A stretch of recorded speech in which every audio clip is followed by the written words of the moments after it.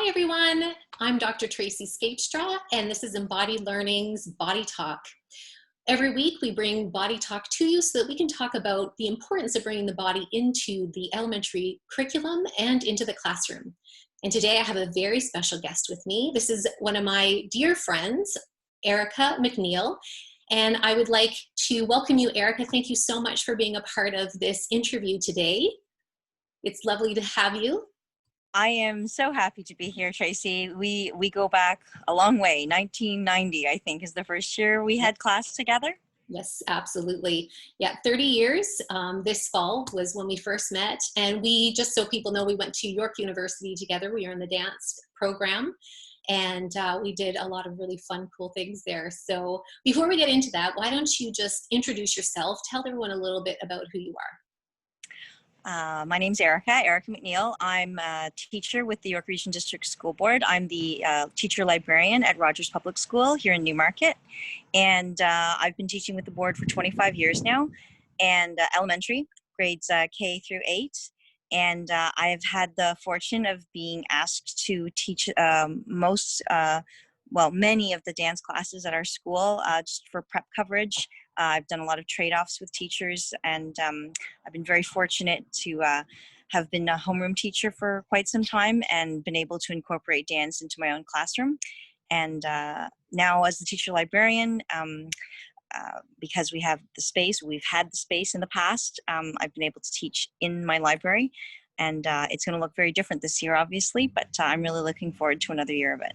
Nice. Now you have a new role this year too. You're is it the Equity and Mental Health Lead? I am. I'm the Equity and Wellbeing Lead at my school as well, and that's in response to at-risk and marginalized populations of our students, that we want to make sure that we can reach them and include them and ensure that they have a voice and they feel they belong to our community.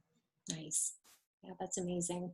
And I think this year especially, you will probably be putting things in place that really sort of take that into consideration as students are coming back to school after being away for a really long time. Absolutely. It's been a real journey for them. Having been out of the routine for as long as they have, it's really it's been tough on them.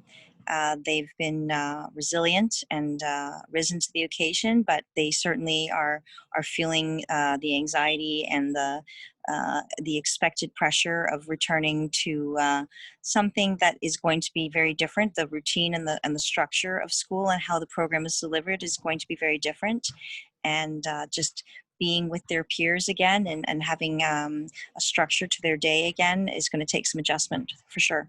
Mm-hmm. Absolutely. Well, one of the reasons I wanted to interview you today is because I know that you have this new role, but it's something you've been really invested in for many years within your own teaching practice. Plus, of course, you've got an amazing background in the arts. And also because we went to York together and we did some really incredible things. So not only we were in dance class together, but we also did dance movement therapy, which was kind of the beginning when we started to really tap in much deeper to not just our own personal experiences, but the ways in which dance and movement can really make an impact on how it is that we understand ourselves and understand the world around us and kind of move through our own personal challenges. And so I really wanted to tap into those things and talk about them and sort of the value of dance and movement and how that can really support students, particularly now, because we know that, you know, there has been some trauma that students have experienced. Mental health and wellness is, you know, a real concern. We do have, you know, students that have already in the past been struggling with anxiety or depression or ADD or ADHD or different things, and where we know that the arts can actually be a way in which they can provide a vehicle for students and their own learning and engagement and sort of, again, how they understand the curriculum. So I wanted to talk a little bit about, that's a lot, actually. I just sort of. But it's the crux of our purpose for this year. One thing my principal said to me was that we need to focus as a whole school, as a community, on what brings us together, on what connects us, and what feeds our spirit, to help replenish the well. Because when we are disparate and we've lost those bonds because of a loss of routine, we need to build that up again. And students need to feel competent, and they need to feel connected, and that they matter, that they belong to something bigger than themselves. And that's what I've found to be the most rewarding with including the arts, and weaving it into how we teach, and focusing less on what we teach and focusing more on who we teach. That we always remember we're teaching students, we're not teaching subjects. And that's a really important shift in how we look at curriculum. Rather than being driven by content, we want to look at form and the journey that our students take to reach whatever full potential they have within themselves. And what I have found by incorporating the arts in math, in language, when I'm teaching social studies, when I'm teaching anything related to the human part of ourselves, the arts are able to access those nonverbal skills that students inherently have, that may not have necessarily been used or applied because they're so used to, sitting in desks, pencil, paper in hand, sitting and just writing answers down, copying things off of the board. I mean, that rote learning, the learning by drill, they have a place in this world. There's no question they have a place in. They use certain parts of our brain, but it's not the only way to learn. And I think it's really important for us to recognize that students are whole beings. They're not just thinking beings. They're feeling beings. They're moving beings. They are being beings. My husband always says, we are human beings, not human doings. And I think what happens is when we focus so much on product and we focus so much on the outcomes, that we lose sight of why we are learning in the first place. And I really firmly believe that the arts give us that reason why. What's the point? What is the big idea behind the learning that we're doing? Why does it matter? Why do fractions matter? Why is a sentence important? Why is punctuation important?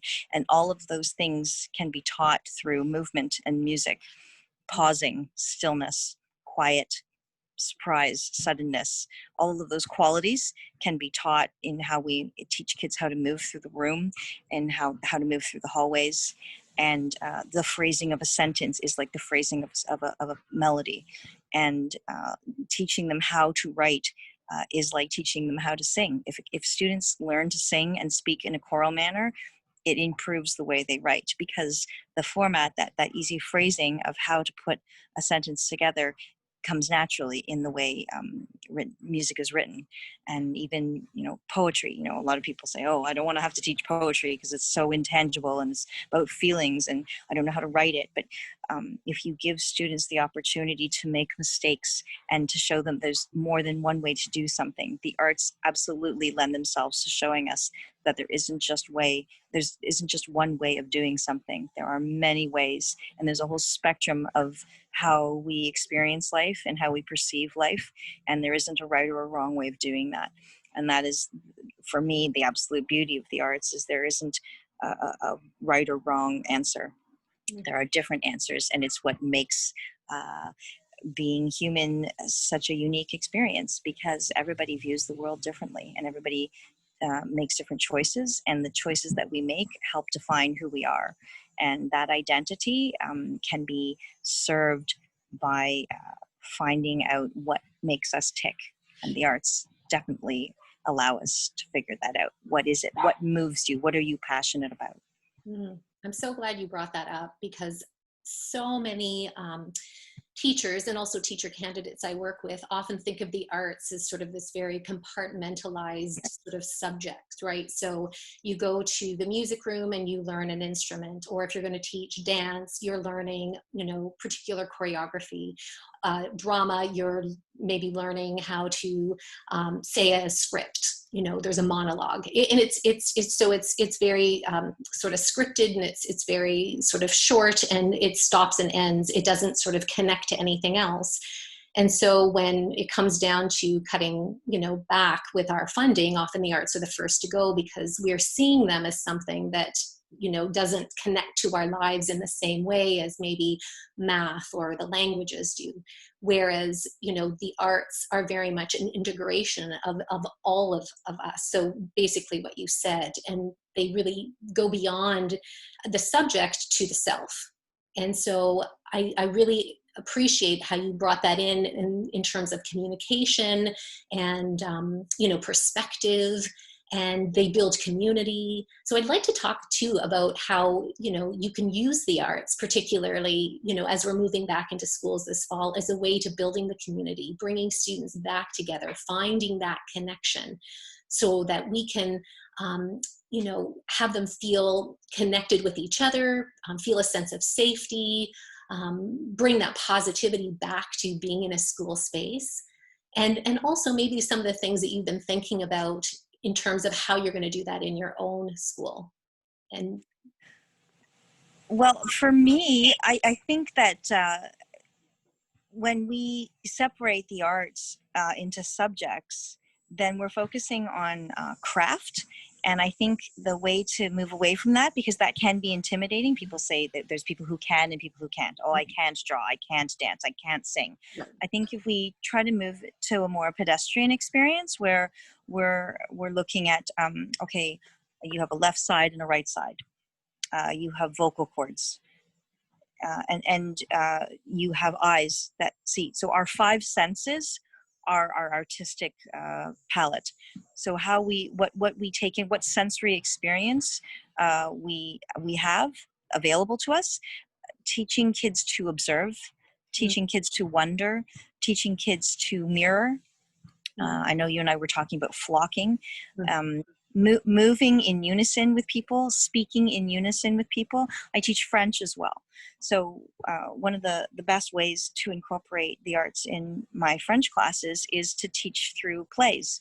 And so I give them a play to work with, and I teach them how to, well, first of all, obviously pronounce the sentences. And then we talk about like how to phrase a sentence, like how your voice goes up at the end of a question, how your voice goes down at the end of a sentence, and that phrasing and the beats. So I teach them, I mean, I don't teach them explicitly like this, but I teach them in iambic pentameter. We talk about emphasized syllables versus unemphasized syllables. So when we're speaking in French, they're using all parts of their brain. They're learning the language, so they know what the words mean, they know what the sentence means, but the meaning of the sentence gets grounded in their bodies because they know that their voice is going up at the end, so it's a question. So the understanding of the sentence is built right in, it's intrinsic to the production of the sentence.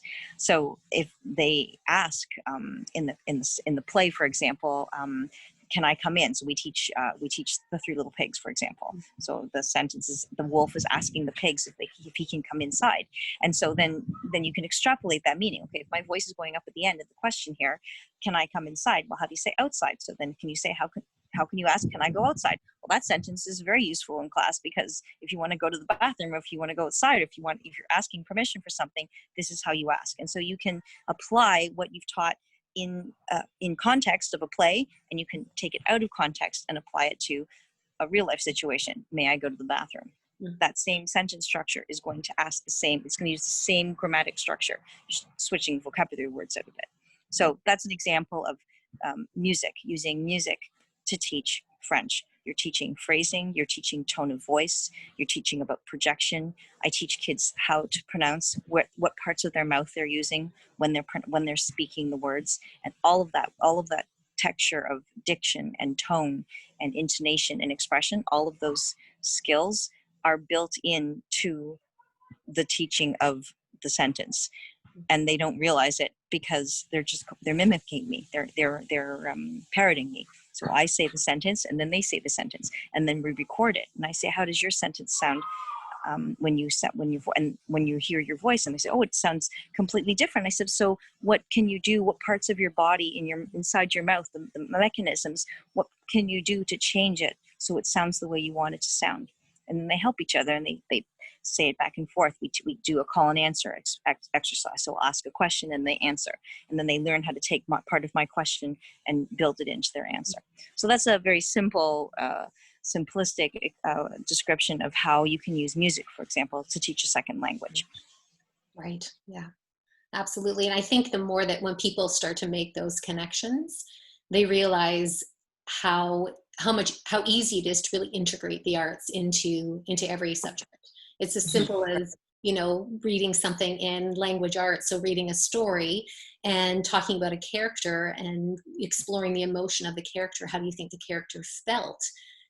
And can you bring that into your own body? And if you were to feel that in your own body, where would you feel it? And how might you, move in a way that can, show that emotion, for example? And you can do these things very quickly, right? So it doesn't have Absolutely. to be an entire lesson. It could just be these moments of 5 minutes here, 10 minutes there, where you're, allowing students to have an embodied experience where they're Absolutely. connecting. What we're trying to say is we're connecting to the body in some way That is through, what must happen. yeah, through, thinking about how we communicate, how we connect, how, yeah, that mind body connection is very much part It's of. essential, and it's the fundamental. It's the first way that children learn. When you think about babies learning, for example, their first experience is tactile. Mhm, Their mouth, the oral, the mhm, hands, everything. Their hands. When you go into a kindergarten room, there's sand and there's water and there's Play-Doh. They need that tactile experience, and that doesn't go away. We move away from it, but right. it's not. But it's not. It doesn't leave them.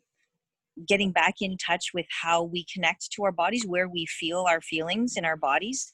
Uh, there are so many ways that you can connect with that, for students, to help them understand when you're reading a story, help them understand how a character's feeling, like you're saying, connecting personal experience to the experience of the character that's Mhm, going on in a story. And it can happen in the simplest of picture books all the way up into the most complicated novel study. right. But those experiences, if we don't give students the time and the space to process those things, and to find and to dig deep into their experience, and then find connections from their experience to the outside world, we have to give them that time. And not every character is going to speak to every person. So you might read a book that you think is amazing, but another student reads it and they don't think, and there's nothing wrong with that. Just because you like it as a teacher doesn't mean every child is going to like that book. So it's important to give them as much variety as possible, so they can discover what do they love. Like, I get asked by so many parents, how do you get kids to read? Oh, my kid won't read. And I said, it's not that they're not readers, it's that they haven't found what what moves them, what stories do they connect to. And you can't possibly know that if you don't look at a wide variety. So Mhm, if you read one book and you don't like it, you have one negative experience with reading, well, unless you keep exposing the children over and over again to a reading experience until they find something that they actually like, and that they feel empowered to voice their preferences. Students need to know that what they prefer and how they feel about things matters. And mhm, so the more space you give them and more time you give them to be able to process that and make that decision, the more they can identify with who they are. And then that empowers them to take ownership of their identity, to take ownership of what they like and what they prefer. And that's what's so important for kids. The more empowered a child feels, then the more ownership they'll take of their learning, and then the more initiative they'll take for finding things out that they want to learn. And I'm not saying, oh, well, it can only be student directed. Absolutely. It needs a classroom needs to be teacher directed in terms of management and running a classroom. But in terms of helping kids find what they love, we need to give them time to do that, and the arts are the perfect opportunity to do that, because that you suspend time and space in your imagination, and you can't do that in any other subject. You can only do that in your mind, because it's intangible, it's in your head.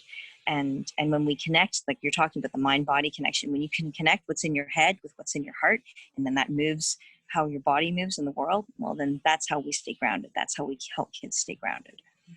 absolutely. So I want to ask you one last question, Sure. and that is, how are you going to include the arts this fall? with your students, or this year, especially with things being different as they are. And I know Mhm. you've been telling me about some great ideas, so I would love for you to share that with others. Well, we have a school song. We had a staff member a while ago who I actually replaced when he got promoted to become a vice principal, and I took over his grade 8 class.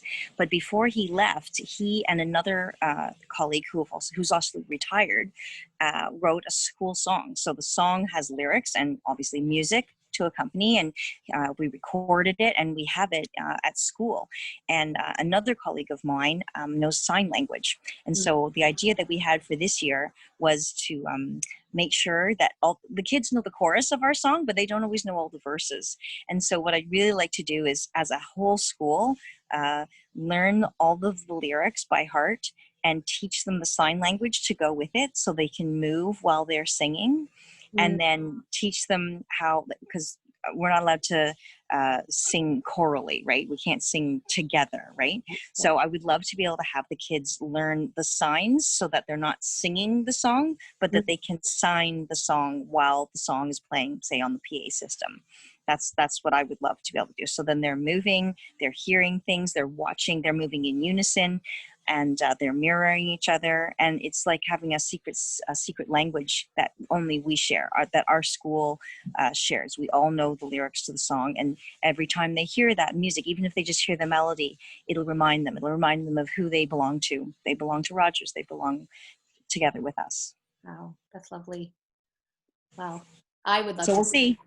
Yeah, Yeah, yeah, I'll feel that music. yeah. And you know, kids love being filmed. So, of course, we'll film it, and then maybe we can make like a collage of it. A collage of videos of all the classes doing signs together, and make a class a school video of it, Nice. song playing over the PA, and everybody signing while the music is playing. That'd be really cool. And I assume that there's still going to be drama and dance like there always have been, because you can do There that is, and you can create yeah. social distancing and do it as well. It's going to be a little different. We definitely will be moving. In terms of social distancing, it'll be really important that we teach kids how to delineate space. But what's very interesting is when I teach dance, I always tease them about that dirty dancing line. No, this is my space and this is your space. And Yeah. we because I teach my kids ballroom dancing, I teach them folk dancing, I teach them how to be partners. So they won't be touching, they won't be in social dance position or anything like that, but we can certainly talk about sharing space and being aware, using our peripheral vision to be aware of staying within our own personal space and being able to move inside of that space.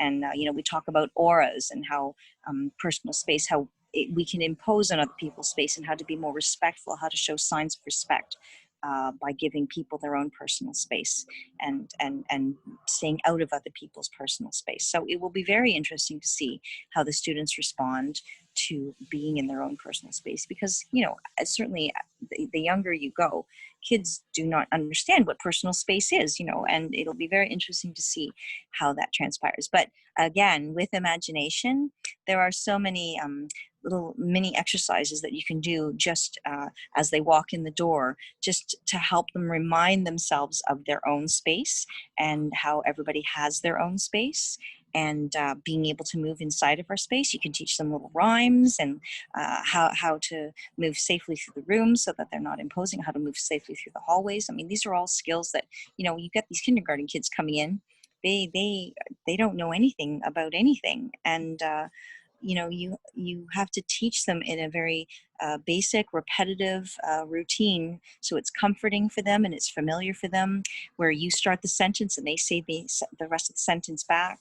And these are the rhymes that we teach them to help them remember how to stay in line, how to wait your turn, how to put your hand up, all of those things. So yeah, there's a lot of work to be done, but it's exciting because it's a new way of being. It's a new way of being in the world, and I'm looking forward to it. It's Well, quite the project. yeah, and I'm looking forward to learning from you, because I know that you'll let me know how things go, because I won't be in the elementary classroom. I'll be online with my university students, Yes, but I can yes. really share with them sort of this new paradigm we're moving into, and for them, I think, the more that they learn, because really this could become very much part of our new normal. I think Absolutely. it would be really helpful for me. So I'm really looking forward to that. Me Uh, too. yeah. Now, before we go, so I'm just so grateful you were with me today. Thank you, Erika. You shared so much. It was just wonderful to, again, hear you speak of all your experiences. And you've been in education for 25 years, so you have just a wealth of knowledge. And I'm really excited to tell viewers that we are going to be creating a mini series together. So we are going to be creating something. We'll tell you more about it as it kind of gets fleshed out, but it's going to be all about movement integration. And so we've got lots of things that we can share where you can join us and really learn week to week on a lot of what was already talked about today, but in much more detail. So I want to For thank sure. everyone. Yeah. So thank you everyone for staying with us, watching this interview.